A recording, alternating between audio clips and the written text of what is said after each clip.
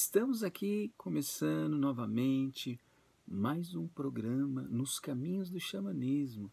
Espero que vocês tenham gostado do segundo episódio e me dediquei muito ali para mostrar questões muito interessantes para vocês. E eu dou uma dica, a cada programa, se vocês tiverem a disponibilidade para isso, pegue um caderninho e faça as suas anotações, faça os seus questionamentos, faça os apontamentos de suas dúvidas e também coloque as suas observações, para que a gente possa, talvez aí num futuro, fazer uma espécie de conversa, quem sabe é isso, né? De repente, porque eu estou pensando assim, logo depois que a pandemia estiver sob controle, as pessoas estiverem todas vacinadas e a gente puder fazer de novo os encontros com um número grande de pessoas, eu quero fazer um pequeno colóquio de xamanismo aqui na livraria e poder convidar as pessoas se elas quiserem vir. Só que aqui é um pouco pequeno, né? Eu consigo comportar ali no quintal onde eu possa fazer esses encontros, ou esse colóquio, ou esse pequeno ciclo de conversas. Eu consigo comportar 20 pessoas, mas quem sabe? Ainda está longe, mas esse é um pensamento que eu quero trabalhar com ele. É o seguinte, primeiramente eu quero agradecer novamente a todas as pessoas envolvidas aqui no projeto do nos Caminhos do Xamã, né? A Cris Pascoal, a Cris de novo, e esqueci de novo, Cris, o seu sobrenome. A Cris é a que faz com que o vídeo, né, com que o vídeo ele chegue aqui no YouTube e passe para vocês esse conhecimento. Eu fiquei de anotar o sobrenome dela, mas eu acabei esquecendo. Mas tudo bem, na próxima vez eu faço isso. Quero agradecer também ao Wagner Frota, que vai ser meu entrevistado no próximo programa, pelos apontamentos que ele fez diante do primeiro episódio que ele assistiu, ao Rafael Pereira, da revista Alfa, que também produz e também edita a minha fala, o meu vídeo, essa conversa que a gente tem aqui. Então agradeço a todos vocês, né? E agradeço também, logicamente, aos telespectadores, não sei se é essa palavra que a gente fala, mas as pessoas que estão aí assistindo, prestigiando e tal. Agradeço também as pessoas que estão dando os likes, quando a pessoa coloca um positivo, porque ela gostou, achou interessante. Eu agradeço também as pessoas que deram os dislikes, né? Às vezes eu não entendo, porque assim fica uma coisa muito oculta, mas beleza, faz parte do jogo.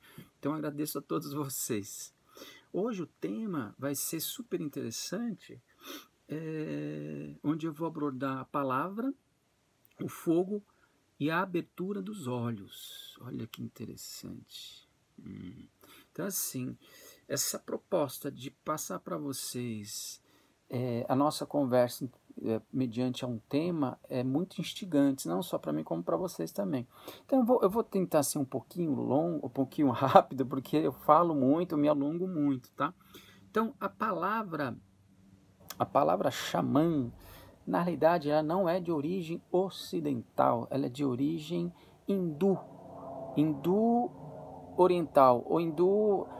Na verdade, assim, a Rússia ela é considerada Europa, né? Mas assim, essa palavra ela está entre a divisa, vamos falar assim, nos Alpes, naquelas montanhas da Sibéria e Tibete e Índia, né? Então a palavra xamã ela não pertence à cultura ocidental, vamos falar assim, né? Ela não pertence à cultura ocidental. Ela é de origem muito muito antiga, assim. Se a gente for pegar a semântica, né, a tradução, né, a etimologia dessa palavra, a gente chega num significado muito interessante, né? Então ela vem da palavra samã ou xamã, né? Samã com S, xamã com X, é de origem de um povo que ainda existe, talvez um dos mais antigos povos ali do norte da Rússia siberiana, que são os Tungus.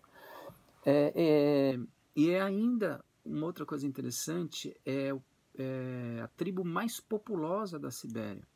E a língua deles tem como origem a cultura Manchu, que também é uma cultura muito antiga. e significa aquele que vê. Xamã é aquele que vê. Olha que interessante, a palavra xamã. Vamos pensar que a palavra é um objeto semântico, tá? Um objeto etimológico, um objeto que traz um significado através da própria palavra. E muitas vezes até da onomatopeia pode acontecer isso também. Então, xamã vem do verbo sa, né? Que significa ver e conhecer. Então, a gente pode entender que a palavra na sua origem, lá atrás na cultura indo-europeia, porque faz a divisa com o norte da Rússia, é aquele que vê, aquele que faz, aquele que conhece no escuro. Olha que interessante. Esse escuro, ele é colocado pelas pesquisas que eu venho fazendo. Por quê? Na maioria, na sua grande maioria, e talvez na sua totalidade, essas representações que foram feitas nas cavernas, elas foram feitas na escuridão. Então, assim, e a gente pode tentar chegar no entendimento do significado dessa palavra através dessas culturas, das culturas asiáticas, de uma forma geral, né? Das culturas siberianas, das culturas mongol, das culturas russas. Então, é uma palavra que não pertence à cultura ocidental. E aí, o que vai acontecer? O antropólogo ele vai, então, através dessa descoberta dessa palavra, ele vai inventar a palavra xamanismo. E aí causa uma grande confusão, porque se a gente for ver, o xamanismo, a palavra xamanismo, ela pode nos apontar um parecer muitas vezes reducionista para o próprio xamanismo, tá? Isso a gente pode falar até em outras vezes, né?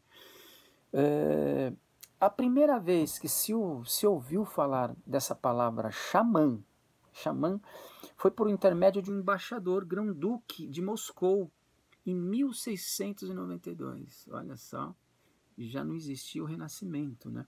E o nome dele é um nome muito complicado, muito interessante. Esse grão-duque de Moscou chamava Ever Isbrantidos. Ever Isbrantidos. O que a gente tem que pensar nesse momento, nesse instante, sobre a questão da palavra ou o significado da palavra? A gente tem que entender que a palavra xamã é um objeto semântico, né? É um objeto semântico, é um objeto que nos dá origem à palavra, origem do significado da palavra, do entendimento da palavra.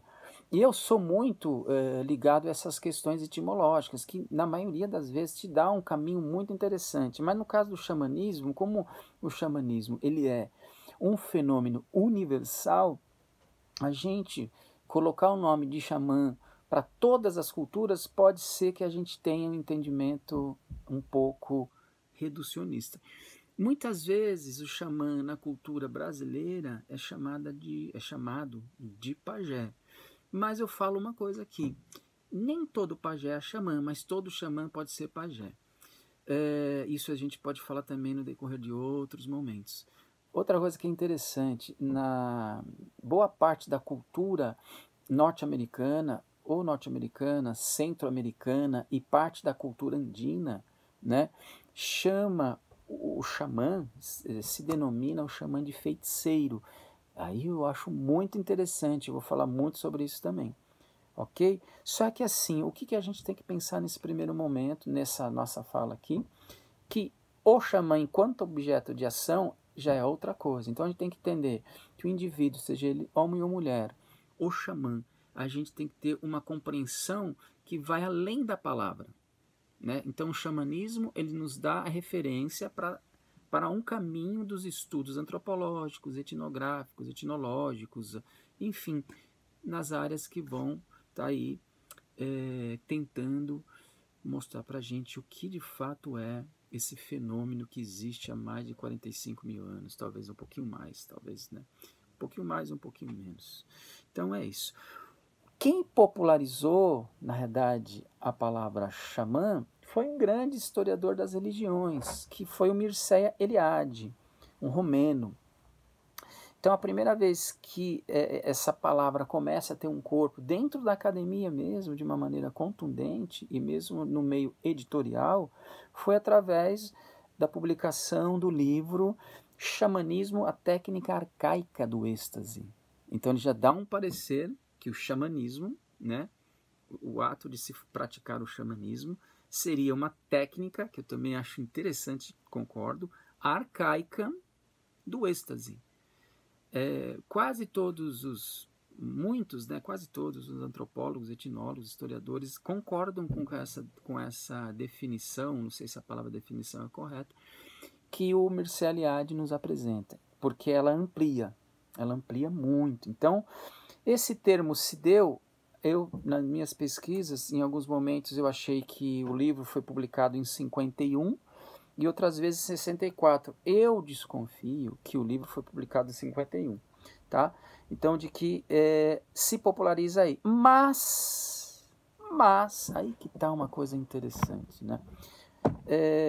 Para não fazer injustiça, a gente tem que falar o seguinte, que a Europa, ela começa a conhecer esse termo xamã na realidade, ou não só o termo xamã, mas sobre o xamanismo, sobre a prática e sobre esses indivíduos que se vestem com roupas tão significativas, tão simbólicas, e que usa tambores e que usa substâncias psicodélicas através de uma mulher. E olha que interessante, uma mulher que foi a primeira antropóloga do mundo. E foi a primeira antropóloga, a primeira pessoa representante da antropologia a conviver de uma maneira etnológica com uma tribo xamânica na Rússia, na Sibéria, né? Que ela chama Marie, que é um pseudônimo, Marie Antoniette Czaplicka.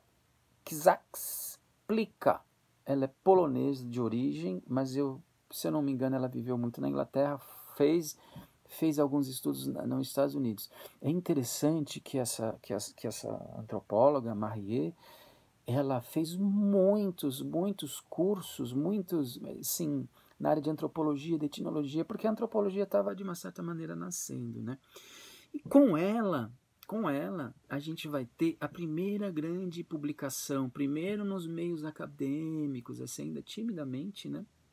E depois vai ser divulgado, deixa eu tomar uma aguinha aqui, para o mundo em 1914, um livro importantíssimo, relatando as suas experiências e os seus estudos com essa estadia que ela fez com os siberianos, com os xamãs siberianos. Então, assim, os primeiros detalhes que a gente tem sobre esse fenômeno, esse movimento, essa cultura, né, que é o xamanismo, foi através dela. Então, nós devemos muito a ela, muito. O próprio Mircea Eliade cita ela muito no livro. Para nossa sorte, uma editora super bacana publicou o livro dela em português. É um livro que é difícil de achar hoje em dia, ele é um livro que se esgotou, mas eu acho que dá para achar no site de livros usados. Eu dou a dica para vocês pesquisarem por lá. Vale a pena, é fenomenal. Ela é a primeira a dar as questões ligadas à própria questão dos rituais, das vestimentas, do tambor. São detalhes importantíssimos. Mas, infelizmente, gente, uma coisa que a gente tem que falar aqui, a sociedade, a gente sabe, ainda é machista, e naquela época, então, era pior. Por ela ser mulher, ela teve pouco espaço, mas enfim, eu vou fazer um programa só sobre ela, em homenagem a ela, com várias imagens que ela merece, e divulgar mais o trabalho dela. Infelizmente, por esse sufoco machista da época, ela comete o suicídio. É muito triste você ver uma cientista, uma mulher, né, no início do século XX, que nos traz elementos importantíssimos para entender nossa cultura ligada ao xamanismo, e a gente bem sabe, eu venho sempre falando isso nas minhas palestras, que o xamanismo é a base da construção da civilização, ou das civilizações, e mesmo da humanidade. Então, assim, eu prometo para vocês que vou dedicar um programa só para Marie, e merece e tem que ser feito.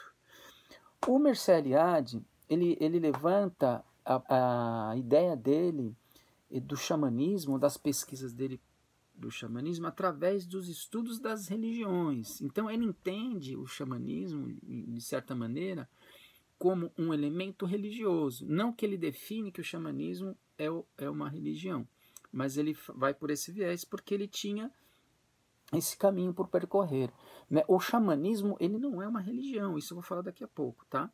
Mas para a gente ter como referência de estudos históricos, na maioria das vezes, se vocês forem pesquisar, vocês vão sempre procurar a história das religiões para tentar descobrir materiais de pesquisas, vai ser por esse intermédio, ou etnologia das religiões, tá?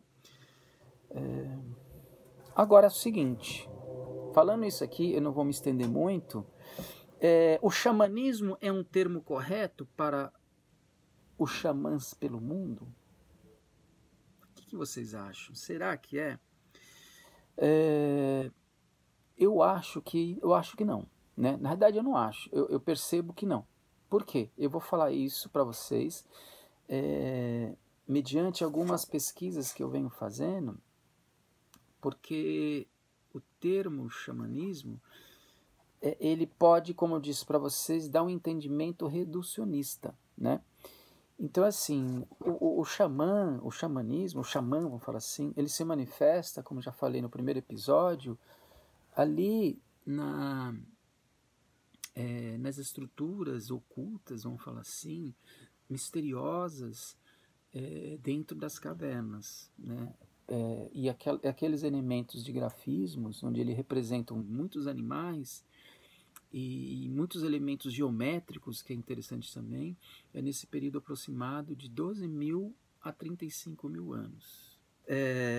Antes disso, eu lembrei de uma coisa. Tem um antropólogo importante, se eu não me engano ele é inglês, o Michel Ripinski-Naxon. Ele lá já falava, mesmo antes de ter muitas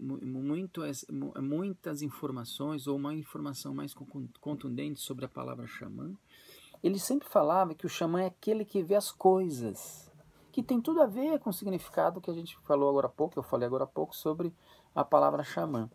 Por que que o termo xamã talvez seria um termo muito reducionista com relação ao xamanismo pelo mundo? Porque cada cultura tem o seu xamanismo.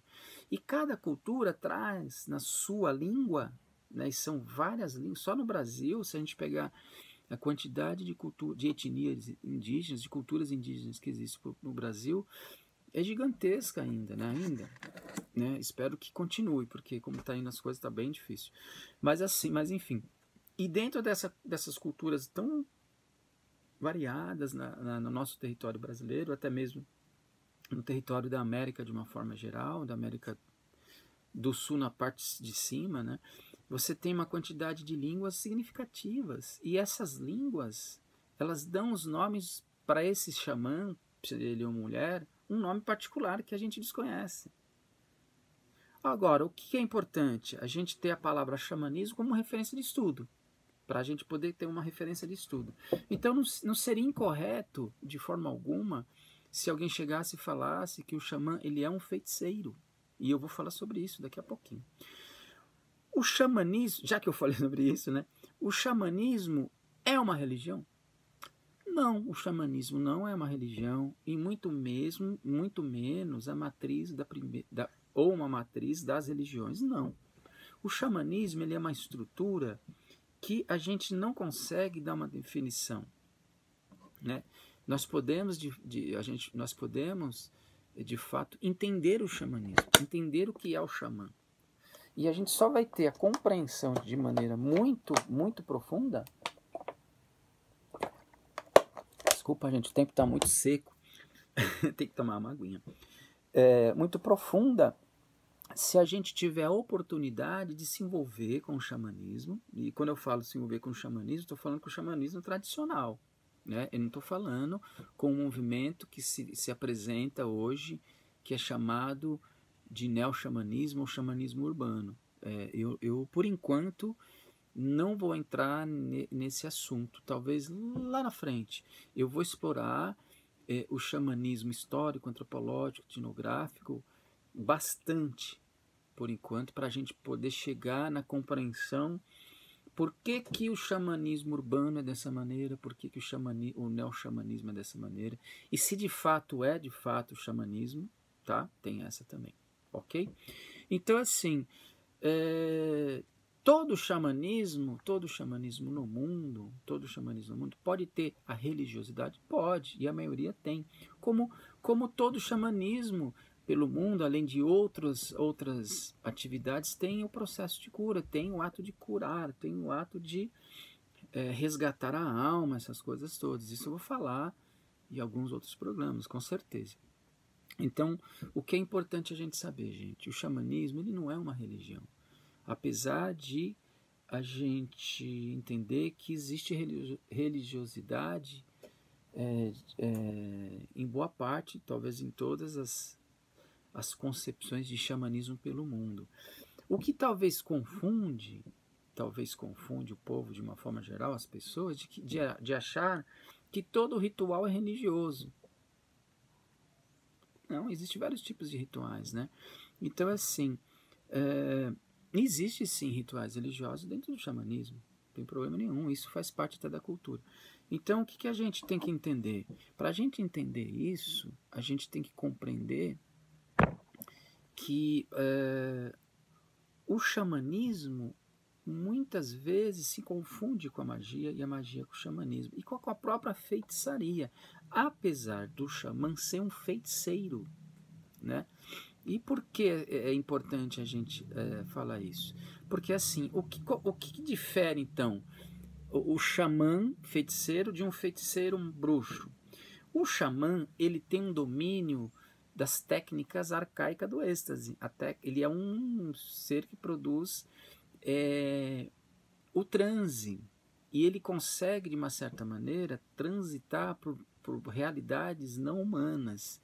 E essas técnicas que eles empregam, e não é só o uso de substâncias, um gorro que ele coloca, um artefato que ele coloca, uma roupa que ele coloca, o uso de um instrumento musical, e muitas vezes sendo um tambor, às vezes uma flauta, já promove de maneira muito significativa o processo dele de movimento dessa realidade para outras realidades. Então, isso seria uma diferença meio básica, né? Mas assim, todo xamã é feiticeiro, mas nem todo feiticeiro é xamã. E o bruxo, né? É que assim, você tem a feitiçaria, bruxaria e magia. Magia é sempre cerimonial. A magia, ela é quase que uma missa, né? Vamos falar assim. Então você tem aqueles paramentos que aquelas roupas ali, elas são mais indumentárias, vamos falar assim. Lógico que tem um significado, mas ela não traz os elementos de transe, como acontece com os xamãs.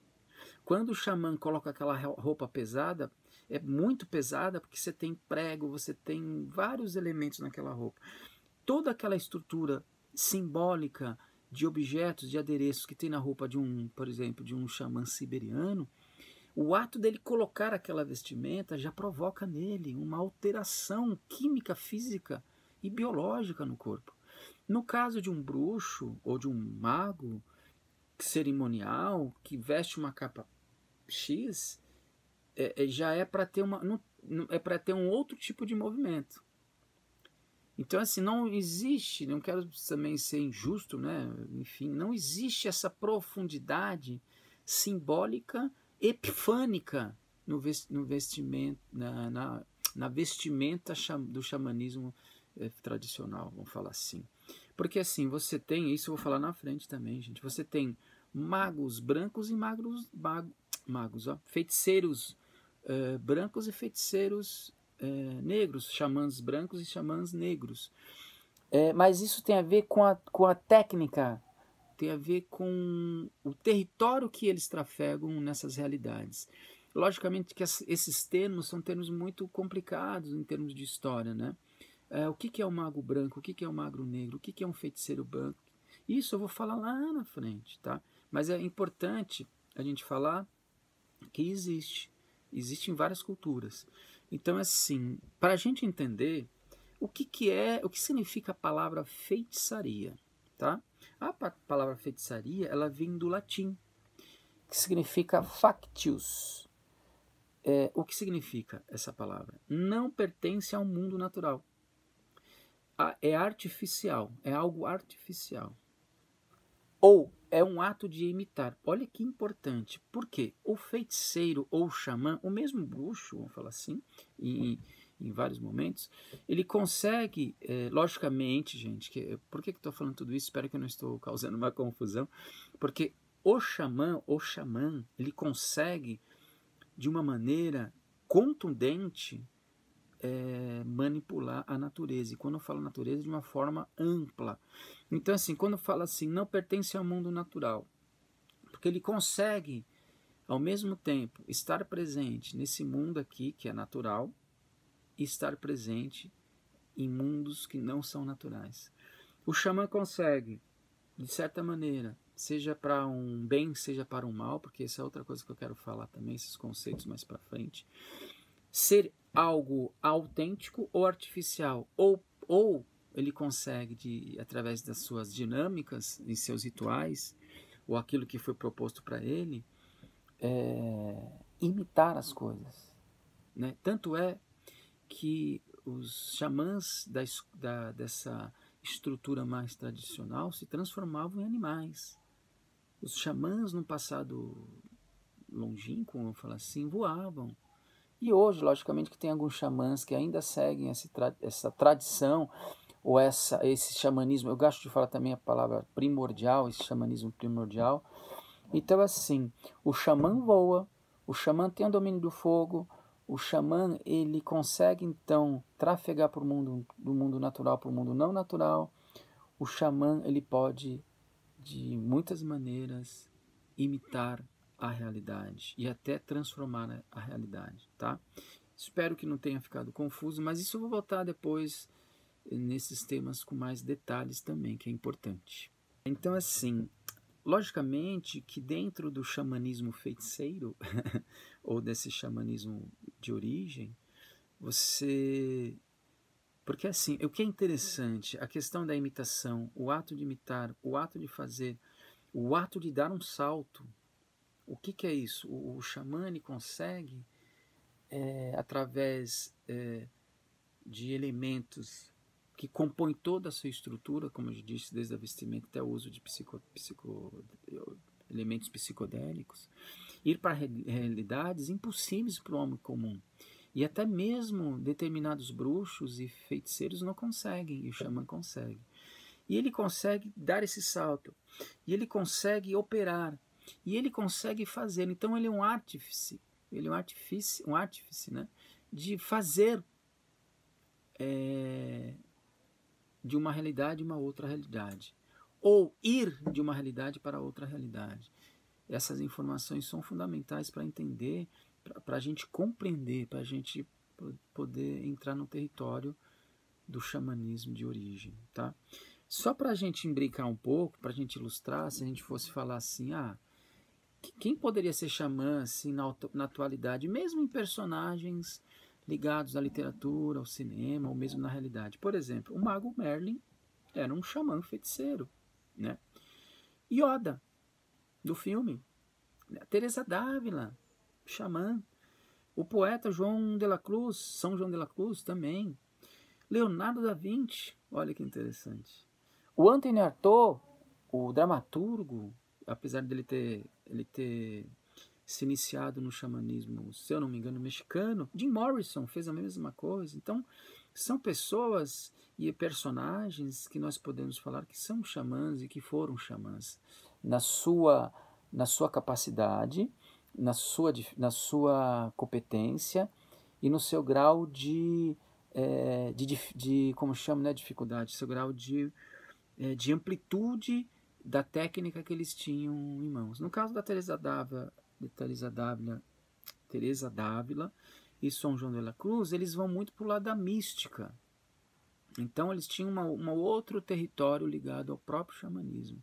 Há um boato, há umas informações, há algumas pessoas que já escreveram sobre isso, de que talvez Teresa d'Ávila, por algum motivo, ela cultivava algumas substâncias que provocavam o transe nela. Ela muitas vezes entrou em transe os escritos são muito profundamente ligados às questões místicas, que nos trazem assim contemplações. Então a gente tem que entender que o xamanismo ele trafega por realidades literárias, realidades artísticas, mas isso é um tema que a gente vai abordar muito lá para frente, tá bom? Então, o xamanismo confunde-se no decorrer da história com a feitiçaria, né? O xamanismo e a feitiçaria, o que a gente pode colocar de diferença é aquilo que o próprio Michel Eliade nos traz, que é a técnica arcaica do êxtase. Então, o xamã, sendo mesmo por excelência um feiticeiro, o que difere ele da feitiçaria, ou de um feiticeiro, ou de um bruxo, é ele ter como primazia, como referência maior, a técnica arcaica do êxtase, tá bom? Uma coisa que é interessante também, o xamã, mas também o feiticeiro, mas também o bruxo, o próprio mago, principalmente o bruxo, o feiticeiro, o xamã, né? Eles tinham domínio sobre o fogo, só que o xamã ele vai além só do domínio do fogo. Ele tem uma relação profunda sobre o fogo, o xamã. Então, assim, existe uma imagem que eu vou tentar captar para vocês e colocar aqui no vídeo, onde uma xamã, se eu não me engano, siberiana, ela está diante de uma fogueira e essa fogueira existe pedaços bem salientes de madeira, e quando essa madeira se torna um carvão em brasa, ela pega e ela come, ela engole o carvão. E eu quero mostrar algumas fotografias, se eu conseguir, eu ponho aqui para vocês. Existe um vídeo, eu vou deixar o link do vídeo, o vídeo eu não posso mostrar, mas não tem como eu mostrar para vocês, mas eu vou deixar o link do vídeo dessa representação para vocês poderem constatar o que eu estou falando. É muito interessante. Esses xamãs, seja ele homem ou mulher, depois de vários processos ali, por horas, depois de ter usado, né, já está com a vestimenta, já está com tudo que levou essas pessoas a ter uma dinâmica profunda no seu transe, eles, quando eles chegam nesse ápice de usar a brasa ou o fogo, é que esse fogo traz determinados espíritos que eles precisam acessar, conversar ou mesmo entrar em combate. É algo muito interessante, cara. Então, assim, o xamã,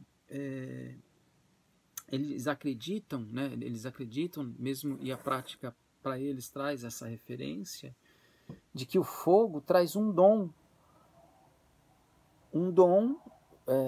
logicamente que a cultura deles não vai usar esse termo, né? Que traz um dom aos estáticos para com ele ver espíritos e iluminar seus olhos com a visão. Lembra o título da nossa conversa aqui? Não é? Olha cá. A palavra, o fogo e a abertura dos olhos. Então, assim, quando o xamã, diante de uma estrutura que ele, de uma missão, vamos falar assim, ou de um trabalho, porque muitas vezes o xamã, em muitas culturas, denomina a pessoa que o contratou de cliente. Olha que interessante, a gente vai falar disso também. Enfim, o que significa então para o uso dos xamãs, o uso do fogo? Eu fiz umas anotações super interessantes aqui. Quando eles estão diante do calor da brasa e essa brasa provoca neles uma relação profunda no encontro com esses espíritos, acontece a epifania. O que é a epifania? Bom, a gente pode tentar entender através da palavra. A palavra vem de origem latim, que significa visível ou aquilo que aparece. Tornar-se visível ou aquilo que aparece. Compreensão súbita intuitiva, significado essencial de algo. Então, por exemplo, a epifania ela pode acontecer também e sobre várias estruturas, não só dentro do xamanismo, mas pode acontecer na feitiçaria, pode acontecer na magia, pode acontecer na religião, e pode acontecer num ato sexual, pode acontecer no momento que você criou algo tão fantástico, no momento que você desenhou algo que você achou, e aí acontece um fenômeno. E esse fenômeno, ele vai te dialogar com você de uma maneira, de certa maneira, né? No caso do xamanismo, essa epifania vai conduzir o xamã para uma estrutura ou para várias estruturas. Porque, como assim? Os olhos se abrem. Então, assim, ele não só vai ver o que as pessoas comuns ou as pessoas de uma forma geral não conseguem ver, mas ele vai de encontro. Então, assim, a hora que vocês tiverem a oportunidade de ver esse vídeo dessa xamã consumindo essa brasa e ela não sofrer nenhum tipo de dano, de dor ou alguma ferida, a boca dela só fica inchada. E a parte de dentro não acontece nada, ela não fica machucada, ela não tem nenhum problema desse fogo, consumir ela por dentro, não tem. Isso é algo que a ciência não consegue explicar, mas vocês vão ver. Então, assim, vamos levar aqui como informação importante que o fogo ele traz a abertura dos olhos. Lembra daquele filme super importante, e é um filme muito educativo e antropológico, que é a Guerra do Fogo? Eu vou ver se eu trago uma imagem aqui para vocês, onde uma mulher que é Homo sapiens ensina um homem que vai passar a ser parceiro dela, que é um Neandertal, a fabricar o fogo através da varetinha. Essa cena é uma das cenas mais bonitas e mais emblemáticas do cinema e da própria antropologia. E ali ela está, ele fica tão encantado, e essa coisa de a gente falar dos olhos, né? Ele começa a regalar os olhos, porque como eles não falavam, ele emitia uns sons pela boca, que só aquele gesto dele já te comove muito. Então, assim, o fogo, ele é um elemento de início primordial e ainda continua no trâmite da relação do xamanismo com nossa realidade e com outras realidades. Então, assim, essa epifania, ela traz, então, a dinâmica de iluminar com a visão. A visão passa a ter uma iluminação. Vale lembrar, quando eu falo luz, iluminação, não tem nada a ver com essa ideia de que a luz é melhor que a escuridão. Isso aí é uma coisa que é trazida, e a gente estuda um pouco história, a gente sabe, através do movimento New Age, onde tudo que é bonito é luz e tudo que é perverso e maligno é escuridão. Né? E tudo que é bonito e sagrado é branco, e tudo que é nefasto e maligno é preto. Isso não existe. Isso é uma invenção, né? Então é assim, vamos se tornar todos iluminados. Gente, a gente tem que estudar as coisas para entender. Então assim, no xamanismo não existe isso, que a escuridão é maligna, ou é pior, ou é melhor, ou a luz é melhor ou é pior. Isso não existe no xamanismo, tá? Quando eles falam iluminar, é de fato trazer para uma realidade, um meio que não era possível na vida ordinária. É nesse sentido que é essa iluminação. Na verdade, eu gosto de falar, como é o título do programa mesmo, aqui, ó, a abertura dos olhos. Então, acho que essa fala ela é mais interessante. Então, assim, essa abertura com a visão através da epifania, quando se usa o fogo nas entranhas do corpo desses indivíduos. É muito interessante. Tem uma coisa aqui que é legal. Alguns xamãs da Europa tinham uma relação tão profunda com o fogo, olha que interessante, que muitas pessoas, às vezes, os espíritos do fogo os tomavam. E olha só, quando os espíritos estavam presentes diante dessa dinâmica, dessa atividade de consumir o fogo, olha que interessante, quando os espíritos estavam em movimento ali no corpo daquela pessoa, aquele fogo lá dentro dela, olha só, essas pessoas liberavam chamas pelo nariz, pela boca, pelo corpo, durante os rituais ou sessões de cura ou cerimônias. Isso, se acontece aqui na cidade, no meio urbano, a gente vai ficar totalmente assustado, mas isso é possível.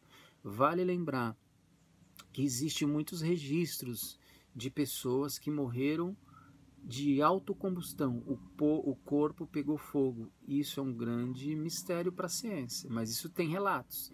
Eu tenho aqui na minha biblioteca a coleção completa da revista Planeta pequenininha, e tem muitos relatos de pessoas que entraram em combustão. É uma coisa esquisitíssima, mas interessante. E talvez tenha a ver com essa questão do próprio fogo, né? Então, por exemplo, essa chama que come a brasa, ela não sente nada, como eu falei, os lábios ficam de fato inchados, mas não há queimadura no corpo interno. Mas se uma pessoa comum for fazer isso, ela morre. Ela morre. Então, há um processo químico no corpo desses indivíduos que ainda a biologia não consegue nos dar um parecer. É isso que é o xamanismo, gente. É por isso que é difícil de definir o xamanismo, falar sobre o xamanismo. Como você pode chegar para um biólogo e falar que uma mulher ficou ali por meia hora comendo brasa? Ele vai falar, não, essa mulher vai morrer. Não morre, tá? Essas informações são importantes para a gente entender a profundidade do que é o próprio xamanismo. O que é esse ato, então, de consumir o fogo? É o ato de buscar o calor místico. Então, assim, é o domínio também de outras categorias, porque esse domínio do calor místico, ele não está somente associado ao xamanismo, mas também a algumas técnicas de feitiçaria ou de bruxaria. Mas, de uma forma geral, o xamã ele tem por excelência esse domínio.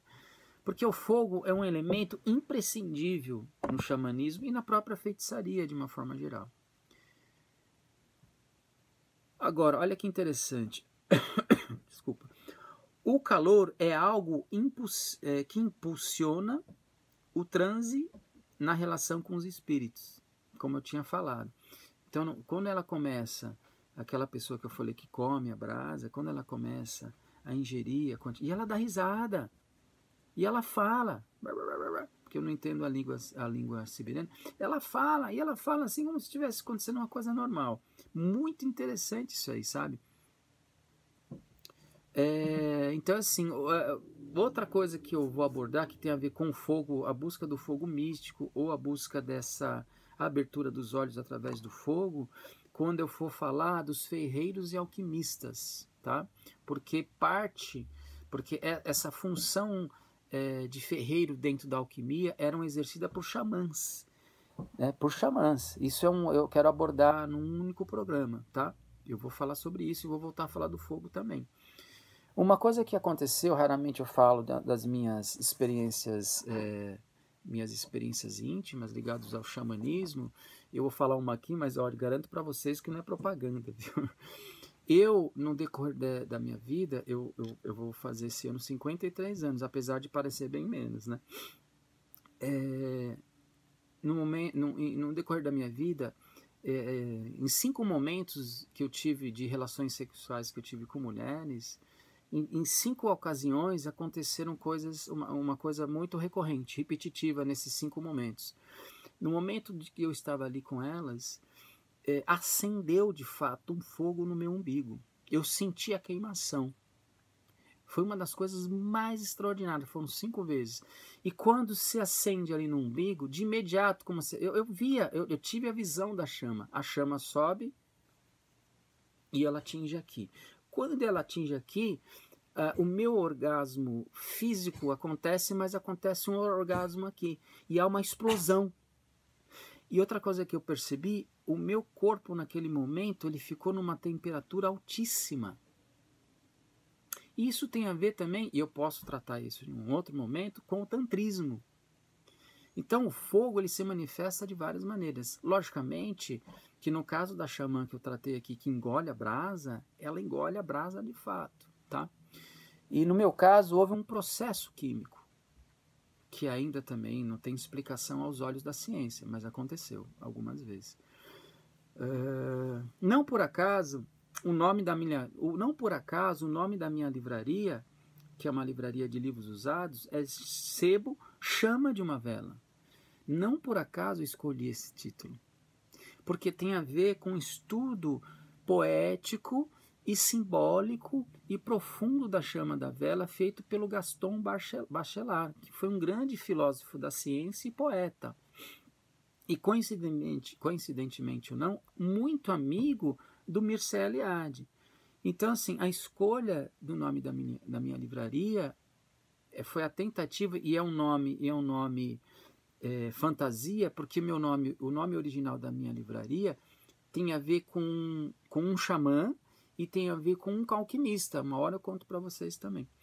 Daqui a pouco eu conto, na verdade. Então, assim, Chama de uma Vela, que é o nome de um livro do próprio Bachelard, eu posso aqui depois passar a imagem para vocês, faz esse estudo poético, místico, da chama no nosso mundo, da relação da chama, da vela, com o homem, com o mundo, com a poesia, com a mística, com a magia, com a feitiçaria. É muito interessante. O nome original, comercial da minha livraria é Espaço Cultural Artéfios, que foi um alquimista importantíssimo de muitos séculos atrás, eu não me recordo agora se era século XV ou século XIII, não lembro. E Lúlio, que foi um grande místico cabalista, também importantíssimo. Então, não é à toa que eu escolhi esses nomes, porque tem tudo a ver com o próprio xamanismo, tá? Uma curiosidade para a gente poder fechar nossa conversa desse terceiro programa. Olha que interessante, muitos bruxos e feiticeiros, até mesmo xamãs, para que o corpo dele tivesse, então, uma situação de calor, já que ele não tinha o recurso do fogo, eles comiam pimentas super picantes, ou algumas plantas muito ardentes, e bebiam água com sal. E aí provocava, então, um aquecimento, um calor no corpo, para que eles pudessem, então, realizar os seus feitos, seja ele de feitiçaria ou outras habilidades que eles estavam ali na organização dos seus atos mágicos, assim. Então é o seguinte, gente. Eu quis apresentar nesse programa para vocês um pouquinho, eu sei que o tempo é um pouco curto, né? Espero que eu não tenha falado rápido, porque dessa vez eu consegui abarcar, acho que praticamente tudo que eu pensei para falar com vocês aqui. Eu estou escrevendo um livro, isso que é importante falar, que tem a ver até com essa questão da abertura da visão, né? Da abertura dos olhos, eu estou escrevendo um livro já vai fazer 3 anos, acho que mais. O título é A Humanidade Adormecida, onde eu vou falar de xamanismo. Em alguns capítulos eu vou falar dos fenômenos aliens, mas o objetivo é falar sobre xamanismo. Por que esse título? As pessoas, de forma geral, elas estão num estado de sono. De uma forma geral, elas não estão despertas, vamos falar assim. Os xamãs estão lúcidos o tempo inteiro. Eles estão com os olhos abertos. Então, por isso que eu vim escolher o título desse meu livro, que, quem sabe, ano que vem, eu publico ele e vocês vão ter em mãos. Nos 2 últimos vídeos, né, nos 2 primeiros programas que eu fiz, eu falei da ausência e presença do humano. Então, para fechar essa nossa fala, esse terceiro programa que eu faço com tanta dedicação e carinho para vocês, eu queria só apontar uma coisa. Então, assim, como eu levantei ali que no primeiro programa a gente tinha a ausência e a presença do humano na relação xamânica diante daquelas estruturas tão magníficas de pinturas feitas naquelas cavernas, eu coloco o seguinte: o humano está O humano está quando ele exerce a pintura ritual ao mesmo tempo. Então, o humano está presente quando ele exerce a pintura. Quando o humano, que é o xamã, está ali diante daquelas rochas, dentro de uma caverna, exercendo a pintura. Mas, ao mesmo tempo, ele está ausente, porque ele traz no corpo dele um outro personagem, que é o próprio xamã, em condição, é o próprio indivíduo, em condição de xamã. Então, a ausência humana, a presença dos xamãs é quando ele próprio... Ixi, gente, me atropelei aqui. Eu escrevi, mas escrevi tudo errado. A ausência humana, quando os xamãs apresentam a ele próprio como um não humano, e sim um ser antropomorfo. Ah, entendi. Então é assim, a ausência humana é quando ele se representa enquanto animal, tá? Enquanto animal, um ser antropomorfo, com cabeça de, no caso da Lascaux, né, com cabeça de animal e corpo humano. E a presença do humano é quando ele se manifesta através da pintura. E a ausência e a presença são constantes no xamanismo, porque ele está humano e está xamã em vários momentos. E essa dinâmica é interessante, que o xamã tem sob controle, tá? A invisibilidade que eu falei no segundo programa é quando o xamã assume a realidade dele enquanto não humano. Ou seja, o corpo humano dele está na invisibilidade com relação a nós, na realidade humana. Então, assim, quando ele acessa o que a gente vai chamar de duplo.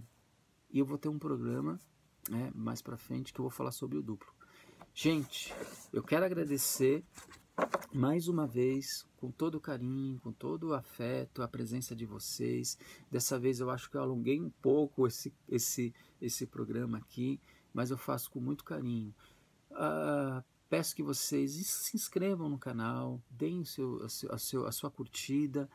Eu vou deixar meus contatos sociais e virtuais para que vocês, se vocês tiverem a necessidade e a vontade de me conhecer, estão lá.